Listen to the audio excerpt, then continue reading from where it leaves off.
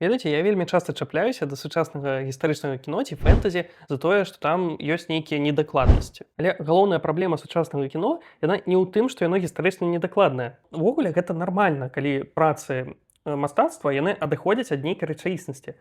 Але звычайна гэта робіцца, каб зрабіць больш ярка, больш эстэтычна, але не дзеля таго, каб спецыяльна зрабіць больш брыдкім.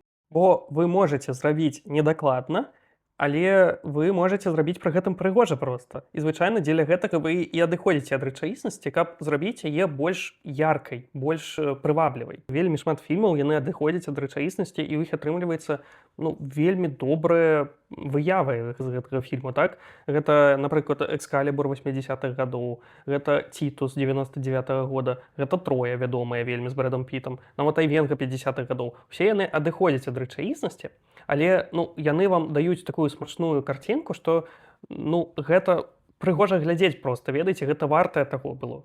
Да нават «Храбрае сэрца», ведаеце, усе дакапваюцца, што там шатландцы ў кілтах у той час, як шатландцы пачалі кілты насіць вельмі позна, але яны даносяць вам ідэю пэўную, і гэта можна прымаць. Вось гэты сучасны падыход, проста усе хай будуць у скуры, і ўсё будзе цёмнае, такое шэрае, таму што я хачу паказаць, што яно так рэалістычна, яно і нерэалістычна, і не дае нічога, што вартае таго, каб адыходзіць ад рэалізму. І менавіта гэта тое, што я хачу сказаць, і менавіта таму я дакапваюся да недакладнасцяў сучасным кіно. Не таму, што я хачу, каб усё было гістарычна дакладным, я не хачу, усе маюць права паказваць тое, як аўтар бачыць.